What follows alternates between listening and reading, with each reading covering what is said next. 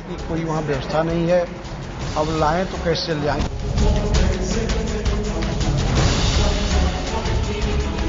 कल के बाद जो है बिल्कुल संपर्क टूट गया, क्योंकि सबके मोबाइल डिस्चार्ज हो गए। खाने को उनके पास 3 दिन से 4 दिन से कुछ नहीं मिला है।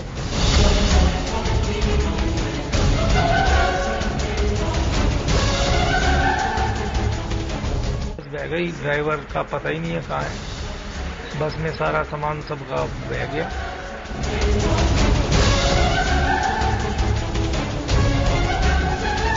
यही इंतजार है कि वो, बस भगवान से हम यही प्रार्थना करते हैं कि अब वो जल्दी से वापस आएं।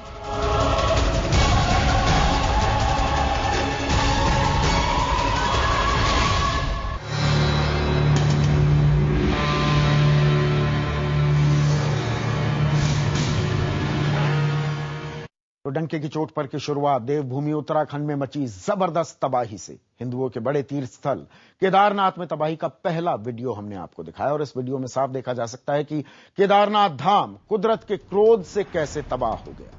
चारों तरफ पत्थरों का जैसे समंदर है। हेलीकॉप्टर से ली गई ये तस्वीरें साफ करती हैं कि जब पानी, मिट्टी और चट्टानों का ये रेला नीचे उतरा और भगीरथी नदी का सैलाब भी उफान पर उसके साथ मिल गया, तब केदारनाथ में क्या कुछ हुआ होगा।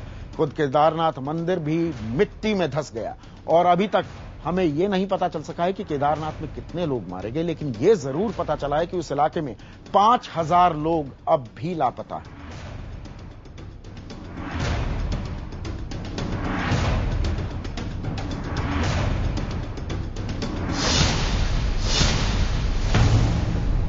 पूरा परिवार वहां पे फंसा हुआ है, 16 आदमियों का। ये रामबाड़ा और केदारनाथ के बीच में, इनका कुछ पता नहीं है। हमारी बहन है, बहन के परिवार है, उनके बच्चे, नाती पोते सब ये रामबाड़ा फाटा में फंसे हुए हैं, जिनका कि अभी 2-3 लोगों का पता चल पाया है।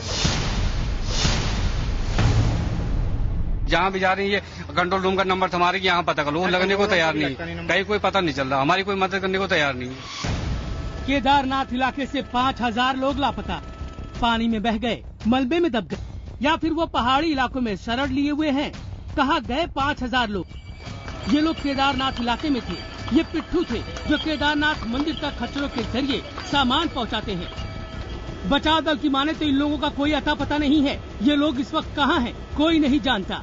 जरा इस तस्वीर को देखिए, अंदाजा लग जाएगा आपको कि क्या हुआ केदारनाथ इलाके में। मंदिर की सीढ़ियाँ पत्थरों के मलबे से ढकी है। ये तकरीबन 10 से 15 फुट ऊंची थी, यानी एक आम इंसान के कद से दोगुनी। केदारनाथ मंदिर की अगर हम बात करें तो मंदिर की इन तस्वीरों को आप देखिए। बादल फटने के बाद इस इलाके में मलबा इतना ज्यादा आया है कि मंदिर का आधा हिस्सा मलबे में समा गया है, तब्दील हो गया है। केदारनाथ मंदिर का अगर हम यहाँ पर दफ्तर की बात करें तो ये दफ्तर भी यहाँ पूरी तरीके से तबाह हो चुका है।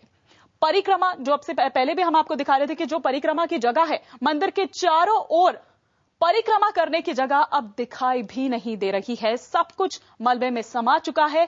मंदिर के चबूतरे की अगर बात करें तो केदारनाथ मंदिर के बाहर एक बड़ा चबूतरा सा था, जहां पर लोग दर्शन के लिए कतार में लगकर वहां पर खड़े होते थे, लेकिन अब यह चबूतरा भी बर्बाद हो चुका है। मंदिर की सीढ़ियों की अगर बात करें तो मंदिर की जो सीढ़ियां हैं, यहां आप इस देख रहे हैं, वो कहीं नजर नहीं आ रही है, क्योंकि मलबा ही इतना ज्यादा भर गया है कि सीढ़ियां उसमें पूरी तरीके से दब गई है। मंदिर परिसर में अगर हम नंदी की बात करें तो अब यहां इन तस्वीरों में आप नजर डालिए, ये वो जगह थी जहां कभी नंदी की मूर्ति हुआ करती थी। शिव जी के दर्शन से पहले लोग यहां पर नंदी की पूजा अर्चना किया करते थे, लेकिन अब नंदी भी यहां कहीं नजर नहीं आ रही है। लेकिन सवाल ये है कि उन 5000 लोगों और यात्रियों का क्या हुआ, ये कैसे पता चलेगा, क्योंकि वहां तक पहुंचना फिलहाल नामुमकिन लग रहा है। अभी कुछ एरियाज हैं जहां पे हमारी टीम नहीं पहुंच सकी है, क्योंकि ब्रिजेस अभी वहां पे बह गए हैं। तो कोशिश की जा रही है रोप ब्रिजेस या लॉक ब्रिजेस बना के, और बीआरओ और आर्मी इंजीनियर्स की मदद से टेम्परेरी ब्रिजेस बना के हम जल्दी से जल्दी उन एरियाज में पहुंचने की कोशिश करें। लेकिन सवाल 5000 लोगों की जिंदगी का है जो केदारनाथ में आई तबाही में गुम हो गई है। यही नहीं, सवाल देश भर से यहाँ पहुँचे उन यात्रियों का भी है जिनका कोई अता पता नहीं है। कई राज्यों से लोग अपनों की तलाश में उत्तराखंड पहुँच रहे हैं। तबाही कितनी बड़ी थी, इसका अंदाजा उत्तराखंड के मुख्यमंत्री विजय बहुगुणा के एक बयान से लगाया जा सकता है। राहत मिलने के बाद भी महीनों लग जाएंगे उत्तराखंड की दशा को ठीक करने में। पहली प्राथमिकता है कि यात्री निकल जाए। सारे देश से फोन आ रहे हैं, सारे मुख्यमंत्री फोन कर रहे हैं। कई मुख्यमंत्रियों ने राहत कोष के लिए पैसा दिया, उसके लिए आभार व्यक्त करता हूं, धन्यवाद करता हूं सारे मुख्यमंत्रियों। केदारनाथ जाने के लिए सबसे पहला पड़ाव है गौरीकुंड। ये वो इलाका है जहां होटल, लॉज और पिट्ठू मौजूद रहते हैं। ये इलाका दर्रे जैसी जगह पर मौजूद है। दोनों तरफ ऊंचे पहाड़ के बीच में गैलरी जैसी जगह सकरी, इसी के आगे रामबाड़ा है। छोटा सा बाजार और गौरीकुंड से तकरीबन 14 किलोमीटर दूर है केदारनाथ का मंदिर। ये पूरा इलाका सकरे गलियारे जैसी जगह पर स्थित है, जिसके दोनों तरफ ऊंचे पहाड़ हैं। 16 जून को बारिश हो रही थी, लेकिन रात 8:15 बजे के करीब तेज आवाज के साथ बादल फटा और पहाड़ से सैलाब आ गया। लोगों ने रात को किसी तरह से अपनी जान बचाई। 17 तारीख को दिन में दोबारा यही हुआ। इस बार तबाही और भयानक थी। बचाव दल के सदस्यों के मुताबिक सिर्फ बादल ही नहीं फटा, केदारनाथ पर चौतरफा आफत टूटी थी। बादल फटने के बाद ग्लेशियर टूटकर पहाड़ों से नीचे आ गया। पहाड़ों से तेजी से भूस्खलन होने लगा। यही नहीं, मंदाकिनी का पानी बाढ़ लेकर आया। देखते ही देखते तबाही का ऐसा मंजर खड़ा हुआ कि चश्मदीदों की माने तो मंदिर तक में शरण लिए लोगों की जान चली गई। 5000 पिट्ठू लापता हो गए। 300 से 400 गाड़ियां बह गई। हजारों खच्चर सैलाब में गुम हो गए। 1000 के करीब हमारे एम्प्लॉइज हैं जो इस रिलीफ का कार्य में लगे हुए हैं और जहां तक पॉसिबल हो सक रहा है जो स्टैंडर्ड पिलग्रिम्स हैं उनको रेस्क्यू किया जा रहा है। और जोशीमठ में हमारे कैंप में भी तकरीबन 600 के करीब पिलग्रिम्स अभी रुके हुए हैं और खाने की व्यवस्था की जा रही है और मेडिकल असिस्टेंस की व्यवस्था की जा रही है। सैकड़ों यात्रियों का कुछ पता नहीं। चश्मदीदों के मुताबिक केदारनाथ मंदिर में अभी भी कई लाशें पड़ी हुई हैं। केदारनाथ इलाके से अब तक 1000 लोगों को बचाया गया है और सरकारी आंकड़े अब तक यहाँ 50 लोगों के मरने की पुष्टि कर रहे हैं, लेकिन यह आंकड़ा बढ़ सकता है।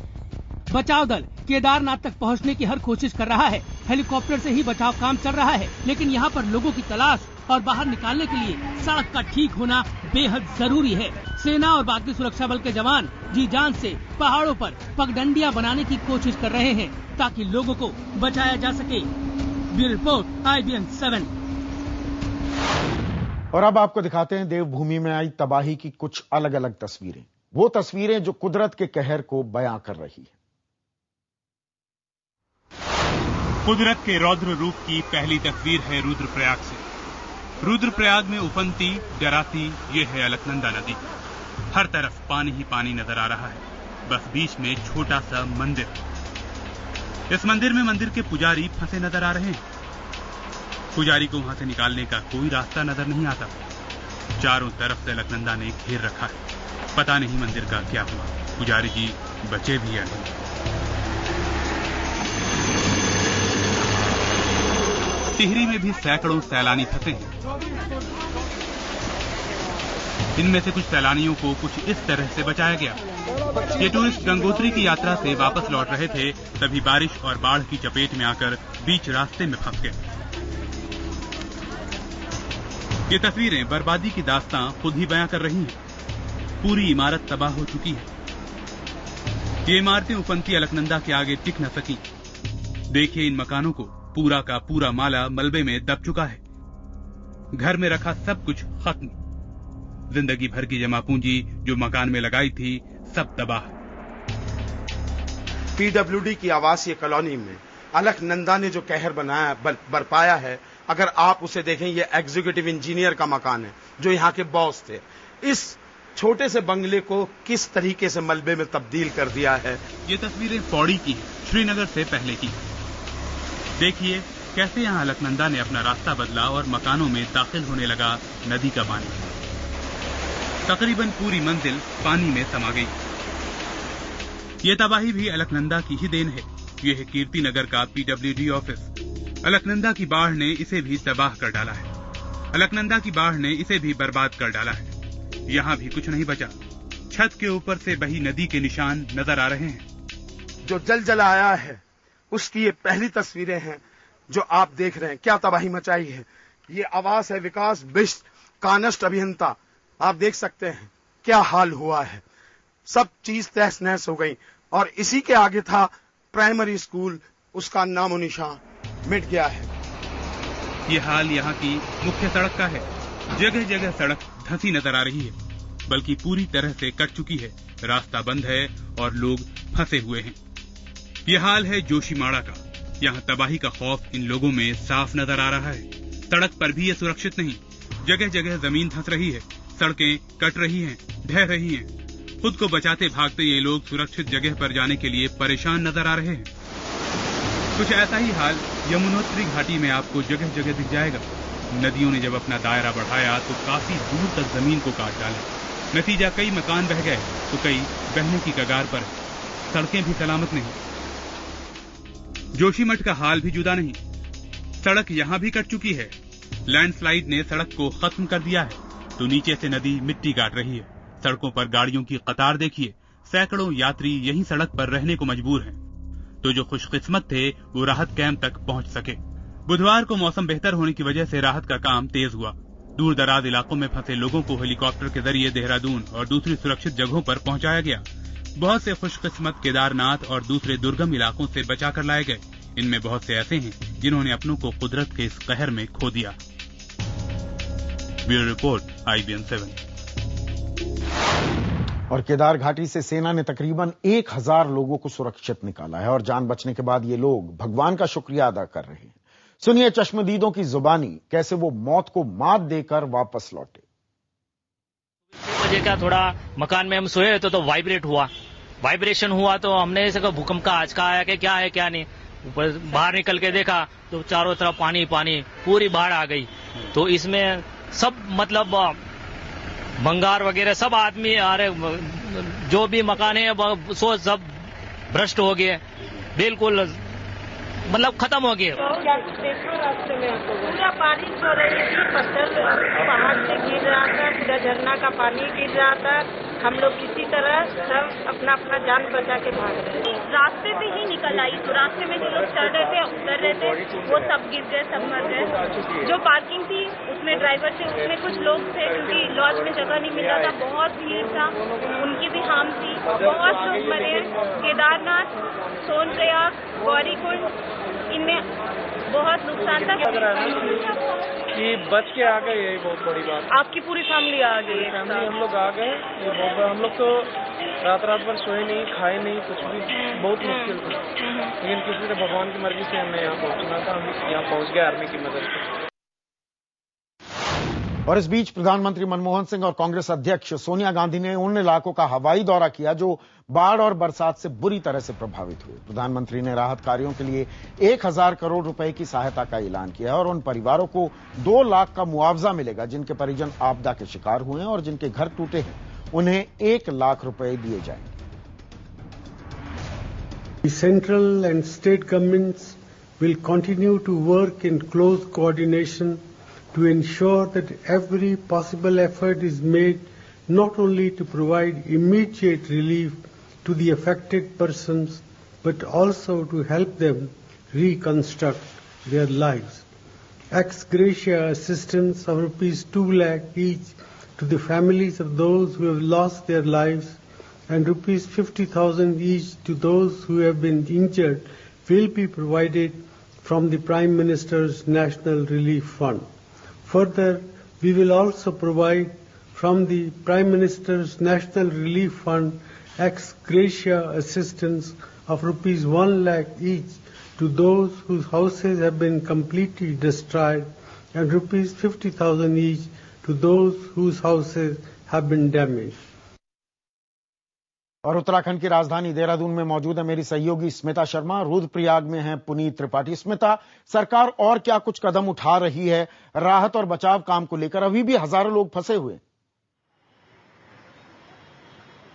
निश्चित रूप से संदीप, जब से देहरादून हम लैंड हुए हैं आज सुबह से, तब से इतने केस स्टडीज सामने आ रहे हैं। लोग हमारे पास आ रहे हैं अपने अपनों की तस्वीरें लेकर, फोन नंबर्स लेकर। आज 5 दिन बाद राज्य के मुख्यमंत्री ने भी दौरा किया इन आपदाग्रस्त इलाकों का, क्योंकि यहाँ होम सेक्रेटरी आए हुए थे। प्रधानमंत्री सोनिया गांधी ने हवाई सर्वेक्षण किया इन इलाकों का, जिसके बाद विजय बहुगुणा जोशी जब दिल्ली पहुंचे उसे लेकर भी कहीं ना कहीं भवे तनती हुई नजर आई। लेकिन समझना होगा कि अगर 65,000 लोगों के स्ट्रैंडेड होने की बात कर रहे हैं, फंसे होने की बात कर रहे हैं, 17 हेलीकॉप्टर सर्विसेज शायद कहीं ना कहीं पूरी तरह से सक्षम नजर नहीं आते हैं। और जो खुद सेना हो, वायुसेना हो, उनके लोग कह रहे हैं ये लॉन्ग हॉल होगा, क्योंकि 15 दिन बाद और तेज बारिश आएगी।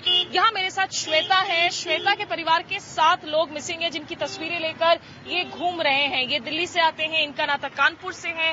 कौन कौन है जो आपके परिवार से जिनसे आपका कांटेक्ट नहीं हो पाया है? प्रीति सेठी फ्रॉम कानपुर, उससे बिल्कुल नहीं हो पाया। उसके साथ अंकिता और मिस्टर विकास सेठी हैं और 3 बच्चे हैं छोटे, नवीशा है, युक्ति है, पूर्ति है और मिस्टर मल्होत्रा है। लास्ट संपर्क कब हो पाया था? कहाँ पर थे वो लोग? हमारा लास्ट संपर्क उनके साथ सैटरडे सुबह 11:30 बजे हो पाया। तब उन्होंने कहा कि हम 15-20 मिनट में गौरीकुंड पहुंच जाएंगे, सोनप्रयाग। उसके बाद से हमारे साथ उनका कोई कांटेक्ट नहीं हो पा रहा है। जी, तो इनके परिवार वालों से इनको कोई जानकारी हासिल नहीं हो पा रही। अनिकेत हैं, आपके रिलेटिव्स मिसिंग थे, उनसे आप संपर्क साध पाए हैं? संपर्क साध पाए हैं। वो लोग यमुनोत्री की यात्रा पर निकले हुए थे। सैटरडे को वो वापस लौटते हुए डामटा के पास लैंडस्लाइड हुआ है, रास्ता बंद हो गया है, वहां फंसे हुए हैं। और उसके बाद फोन नेटवर्क नहीं होने की वजह से, फोन चार्जिंग नहीं होने की वजह से 2 दिन कोई संपर्क नहीं हो पाया। आज शाम उनसे मेरी बात हुई है तो बता रहे हैं कि their position is very grim there और काफी लोग वहां फंसे हुए हैं और प्रशासन की ओर से कोई खाने पीने इत्यादि का कोई वहां पर। बिल्कुल, ये प्रशासन के प्रति इनफैक्ट संदीप आज वो नाराजगी भी देखने को मिली जब रुद्रप्रयाग पहुंचे थे मुख्यमंत्री। उनके खिलाफ मुर्दाबाद के नारे लगाए गए थे, जिसके बारे में मेरे दूसरे कॉलीग संजीव ने भी जानकारी दी थी दर्शकों को इसके पहले। और तमाम ऐसे फोटोज लेकर बहुत सारे लोग नजर आ रहे कि कम से कम इन फोटो से, क्योंकि दिक्कत यह है कि जिन लोगों को भी निकाला जा रहा है सेना की मदद से, वायुसेना की मदद से, ऐसा नहीं है कि सबको एक ही पॉइंट पर रखा जा रहा हो देहरादून में। किसी को रुद्रप्रयाग इलाके में अगर आप बचा के कहीं और इलाके में रख रहे हैं, किसी को कुमाऊं से ले जाके आप नैनीताल वाले पॉइंट पर रख रहे हैं। तो ओवरऑल जो जानकारियां हासिल हैं उसको करने में भी बहुत वक्त लगने वाला है। और सबसे चिंताजनक बात है कि 450 में से सिर्फ अभी 50 रोड्स ही सही हो पाई हैं। आगे बहुत लॉन्ग हॉल है संदीप, लोगों को अभी बहुत ज्यादा पेशेंस और उम्मीद की भी जरूरत होगी यहाँ। ऐसे में सरकार की रणनीति क्या है पुनीत?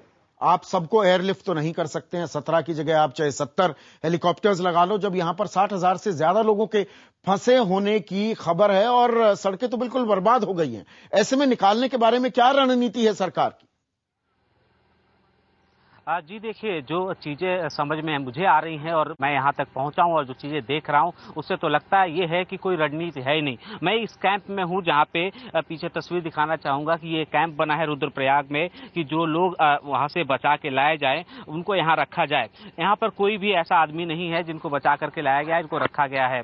कुछ लोग मुझे यहाँ पर मिले थे, जैसे ही मैं पहुंचा हूँ 5 से 6 लोग मुझे मिले जो लगभग 2 दिन पैदल चलने के बाद यहाँ पे पहुंचे थे और उन लोगों के 50 से ज्यादा लोग लापता हो गए। उनके सामने सैलाब आया था, लेकिन उनको भी छोड़ दिया गया भगवान भरोसे। वो अपना कुछ और इंतजाम जाकर के वो लोग कर रहे हैं और यहाँ से आगे कैसे जाएंगे उसका भी कोई पता नहीं है। यहाँ आर्मी के लोग थे, उनसे मेरी बात हुई, सेना के लोग थे, वो सुबह से ही 1000 लोगों के खाने का पैकेट लेकर के यहाँ बैठे थे। यहाँ पर कुछ हेलीकॉप्टर्स यहाँ पर आए, लेकिन उनको उस हेलीकॉप्टर में नहीं ले जाया गया कि वो जाके आगे जो खाना है वो जरूरतमंद लोगों को पहुंचा सके। यहाँ कई छोटे मोटे नेता जबकि हेलीकॉप्टर में बैठ के यहाँ से जा रहे हैं और बहुत दिक्कतें हैं जो मुझे खबर मिल रही है। हमारे साथ रेड क्रॉस सोसाइटी के हैं सदस्य। आप बताइए किस तरीके के लोगों की परेशानी आप लोगों को समझ में आ रही है? वहाँ कैसी बीमारियां लोगों को होनी, कुछ इस तरीके की बात समझ में आ रही है? यहाँ पर जो है काफी लोग इंजर्ड होके आए हैं, उनको जो है प्राथमिक उपचार दिया गया, रेड क्रॉस की तरफ से ही दिया गया है। और जो लोग फंसे हैं उनको अब किस तरीके की दिक्कत हो रही है? बीमार हो रहे हैं, क्या हो रहे हैं? वो बीमार भी हो रहे हैं, उनको थोड़ा जो है वहाँ पे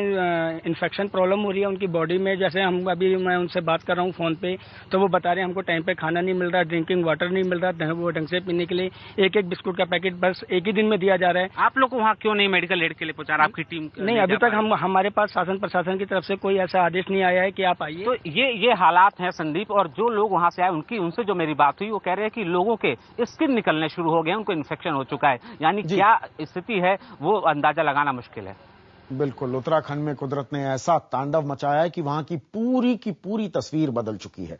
चाहे पौड़ी हो, रुद्रप्रयाग हो या देवप्रयाग, हर जगह बस तबाही ही तबाही नजर आती है। और उत्तराखंड के पौड़ी जिले में सशस्त्र सीमा बल अकादमी यानी कि एसएसबी का ऑफिस पूरी तरह से तबाह हो चुका है।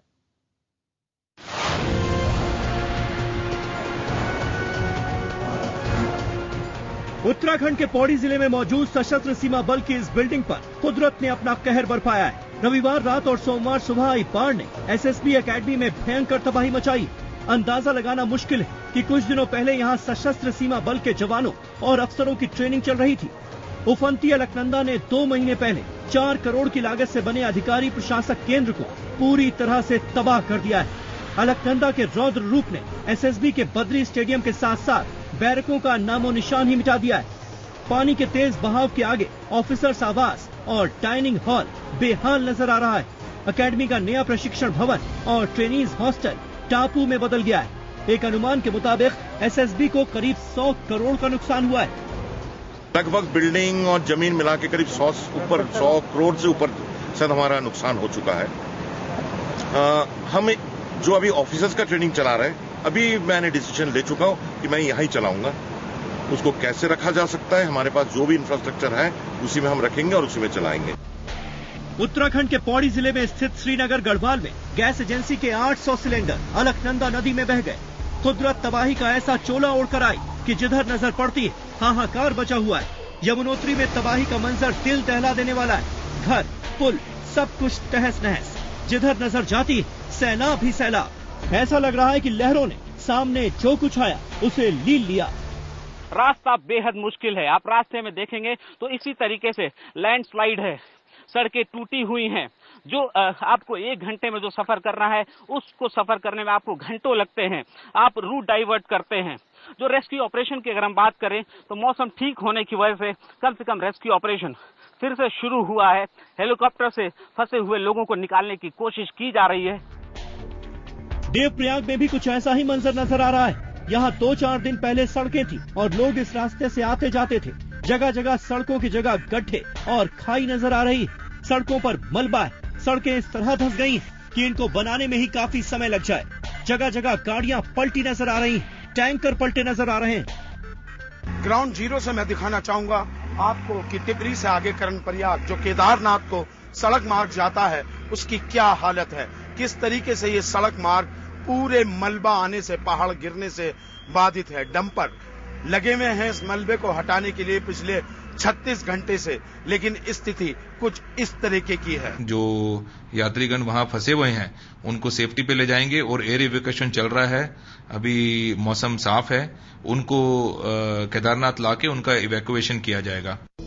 लोगों को बचाने का काम जारी है। गोविंद घाट में सड़क और पुल तबाह हो जाने से लोगों को एक एक कर जवानों की मदद से नीचे उतारा जा रहा है। सिर्फ जोशीमठ में इस वक्त 600 लोग आईटीबीपी के कैंप में शरण लिए हुए हैं। आईटीबीपी और सेना के जवान मिलकर अस्थायी पुल बना रहे हैं ताकि लोगों को सही सलामत ऋषिकेश तक लाया जा सके। आईटीबीपी के जवान लोगों की मदद में जुटे हुए हैं। ऑल्टरनेट रूट्स के लिए we are working round the clock और एक रूट से हम लोगों ने श्रीनगर से डाइवर्ट करके पौड़ी से निकाला है। अब जो रुद्रप्रयाग की जो बहुत गाड़ियां फंसी हैं, हेमकुंड में है, बद्रीनाथ में है, तो वी आर ट्राइंग कि एक घनसाली से एक नया रूट खोले। सरकारी आंकड़ों के मुताबिक आईटीबीपी और एनडीआरएफ ने अब तक 4000 से ज्यादा लोगों को बचाया है, जबकि सेना ने मंगलवार तक 5000 लोगों को बचाया है। सरकार के मुताबिक अभी भी 60 से 70 हजार लोगों के फंसे होने की आशंका है। जो लोग अभी फंसे हैं उनको भोजन, पानी और राहत सामग्री पहुंचाने के लिए हेलीकॉप्टर का इस्तेमाल किया जा रहा है। सेना और दूसरे सुरक्षा बलों ने बचाव कार्य में अपनी पूरी ताकत झोंक दी, लेकिन अभी भी कई इलाके हैं जहां पहुंच पाना नामुमकिन। राज्य की 400 से ज्यादा सड़कें बह चुकी हैं। कई इलाकों में संचार व्यवस्था पूरी तरह से ठप है। बचाव दलों को उम्मीद है कि जल्द ही मौसम साफ होगा, बचाव कार्य में तेजी आएगी, लेकिन साफ मौसम कई और बुरी खबरें भी लाएगा। उत्तराखंड से ये संकट कितना विकराल है इसका अंदाजा तो उन लोगों को भी नहीं जो इस संकट से जूझ रहे हैं। ऊपर से राज्य सरकार की बदइंतजामी और सुस्त रवैये ने लोगों की मुश्किलें और बढ़ा दी हैं। इस आपदा पर सियासत करने के बजाय अच्छा होगा कि तमाम राजनीतिक दल लोगों को इस संकट से उबारने की कोशिश करें। कैमरा पर्सन दिनेश देवरी के साथ मौसमी सिंह, देहरादून, IBN 7।